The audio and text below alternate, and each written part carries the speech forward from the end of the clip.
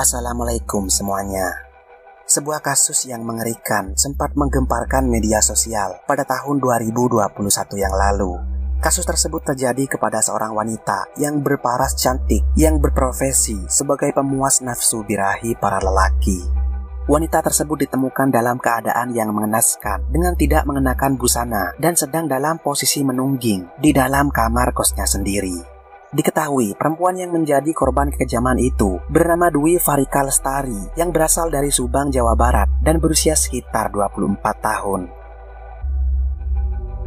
Kejadian yang mengerikan itu berawal ketika teman dari Dwi Lestari merasa curiga kepada satu pelanggan yang saat itu berada satu kamar dengan temannya tersebut. Kecurigaan itu didasari karena terdengar suara teriakan dari Dwi Lestari yang berbeda dari teriakan-teriakan keenakan sebelum-sebelumnya. Menurut kesaksiannya, teriakan itu seperti menahan kesakitan dan jeritan yang melengking, tetapi seakan mulutnya sedang dibungkam. Teman Dwi Lestari itu juga beberapa kali mendengar gelagat dari si pria yang terdengar berisik di kamar dari temannya itu. Ia juga sempat mengirimkan pesan kepada Dwi Lestari, bahkan beberapa panggilan telepon tidak dijawab oleh teman yang berada persis di samping kamar kosannya itu. Selang beberapa waktu, ia kemudian melaporkan kepada penjaga kosan untuk mengecek keberadaan Dwi Lestari di dalam kamarnya karena ia tidak berani jika harus sendirian ke kamar temannya itu. Teman dari Dwi Lestari bersama penjaga kemudian memanggilnya dari luar. Mereka juga mencoba menggedor pintu kamarnya, tetapi tidak kunjung mendapat balasan dari dalam.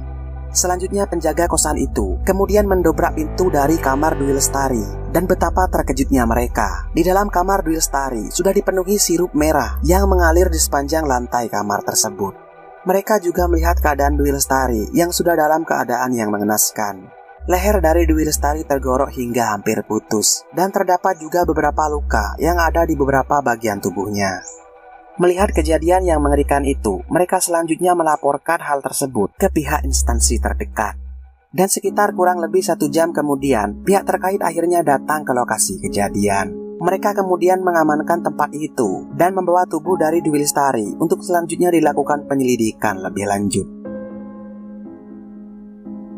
Menurut keterangan keluarga dari Dwi Lestari, mereka tidak mengetahui bahwa anaknya bekerja sebagai pekerja pemuas nafsu birahi para lelaki. Saat itu anaknya berpamitan kepada mereka untuk pergi bekerja di suatu daerah di Denpasar, Bali. Mereka juga sangat terkejut saat mengetahui anaknya sudah dalam keadaan yang mengenaskan. Terlebih kejadian tersebut terjadi adalah sebab dari akibat pekerjaan dari anaknya itu sendiri. Pihak kepolisian kemudian melakukan penyelidikan lebih lanjut ke tempat kos yang ditempati oleh Dwi Lestari. Diketahui bahwa kos-kosan tersebut memang digunakan ke arah hal-hal yang negatif dan hampir separuh penghuninya adalah seorang pekerja pemuas birahi para lelaki.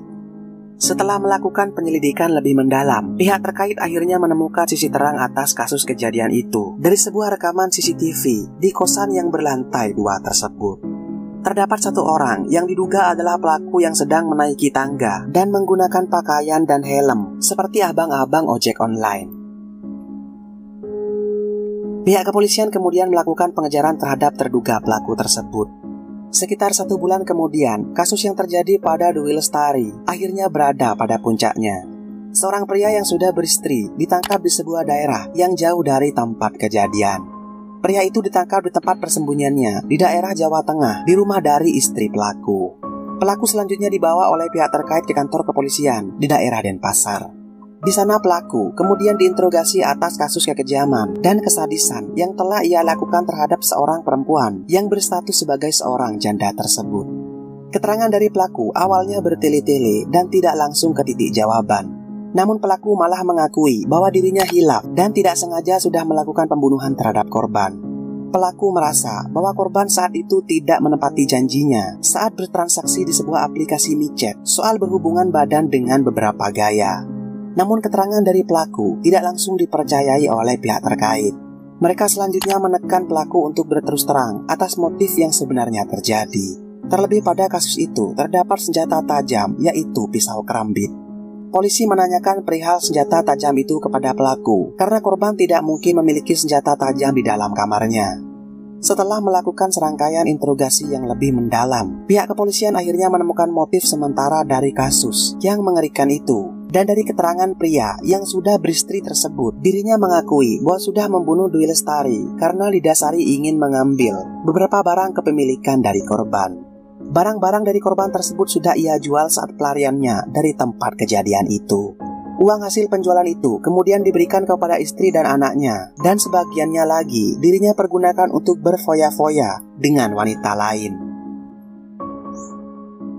Pelaku itu bernama Wahyu Dwi Setiawan yang berusia sekitar 24 tahun dan berprofesi sebagai ojek online di daerah Denpasar, Bali. Menurut keterangan dari pelaku, saat itu dirinya memesan seorang perempuan pemuas nafsu birahi seorang lelaki.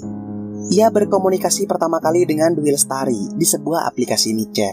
Saat itu komunikasi yang dilakukan oleh Wahyu dan korban adalah persoalan mengenai negosiasi harga dan gaya berhubungan intim nantinya. Setelah kesepakatan itu dibuat, Wahyu kemudian datang ke kamar kos Dwi Lestari dan masuk langsung ke kamarnya. Pelaku itu mengakui bahwa dirinya memang sudah mempersiapkan senjata tajam di kantong celananya. Saat itu penghasilan sebagai seorang ojek online sangat menurun drastis. Kehidupan yang keras dan bahan kebutuhan yang naik melonjak tinggi membuat pemikirannya untuk mendapatkan uang yang cepat terbesit begitu saja di pikirannya. Menurut keterangan dari Wahyu Setiawan, saat itu ia tidak berniat untuk membunuh perempuan yang sudah berstatus janda itu. Ia mengaku bahwa hanya akan mengambil barang dari Dwi Lestari saat ia lengah dan tidak sadar. Saat itu Dwi Lestari menjalani pekerjaannya sebagai pemuas nafsu birahi seorang lelaki. Ia melayani Wahyu Setiawan sebagaimana kesepakatan yang sudah disetujui di aplikasi micet itu. Ia kemudian mulai bergoyang di atas ranjang kasur. Saat itu Dwi Lestari tidak menyadari bahwa ada sebuah niat yang jahat kepada dirinya dari lelaki yang menjadi pelanggannya tersebut. Seketika itu mereka kemudian melakukan hubungan intim dengan gaya berkuda ala Spanyol. Wahyu Setiawan berusaha untuk tidak terbuai akan kenikmatan itu. Mata dari Wahyu Setiawan melirik ke sana dan kemari. Dia mengamati barang-barang yang ada di kamar perempuan yang sedang dirinya tunggangi tersebut. Setelah melihat beberapa barang yang bernilai cukup tinggi, entah pikiran apa yang ada dalam benak dari Wahyu Setiawan, ia kemudian mengambil sebilah pisau kerambit yang sebelumnya sudah ia persiapkan. Wahyu Setiawan seketika memegang leher dari perempuan itu, dan tidak lama kemudian mulai menggorokkan pisau itu ke leher dari Dwi Lestari. Dwi Lestari kemudian berusaha berteriak dengan keras. Ia tidak menyangka ada sebuah pisau yang sudah menyentuh kulit lehernya.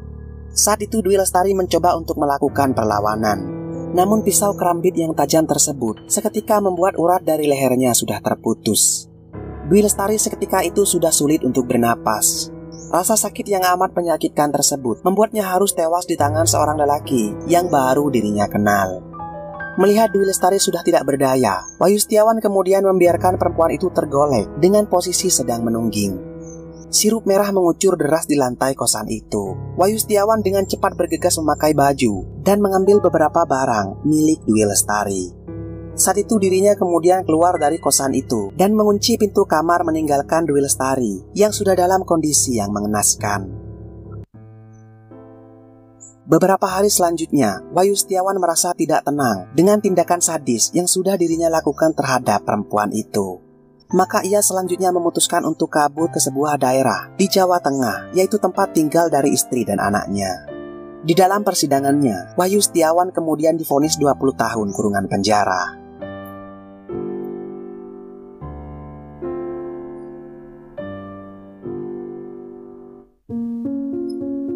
Semoga dengan kasus ini, para wanita yang masih bekerja dalam dunia kupu-kupu malam dapat menyadari bahwa risiko yang sangat fatal sangat dekat dengan pekerjaan ini.